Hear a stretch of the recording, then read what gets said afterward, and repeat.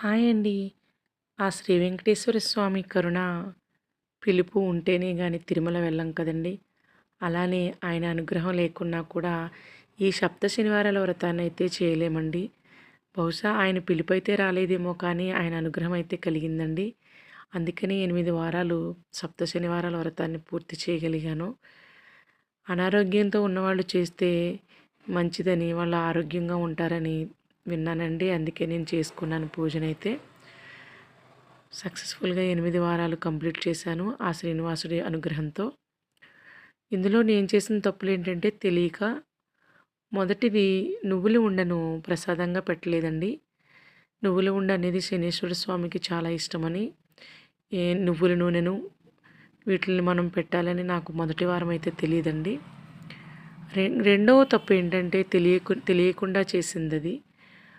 వెంకటేశ్వర స్వామికి లడ్డూండంటే చాలా ఇష్టమంటండి. పసుపు రంగు. సో, అది నేను మిస్ చేశాను. అది నాకు తెలియక మొదటి వారం, రెండో వారం పెట్టలేదు. తర్వాత వారం పెట్టాను. మూడవది ముడుపుని కట్టాలన్న విషయం కూడా నాకు తెలియలేదండి. అది తర్వాత తెలుసుకొని కట్టాను. ఇదైతే శనీశ్వర స్వామిగా భావించి మట్టిని ఆయన ప్రతిమగా మనం భావించుకొని పూజించాలని మూడో వారం తెలిసిందండి నాకు. ఇలా కొన్ని తప్పులనైతే చేశాను.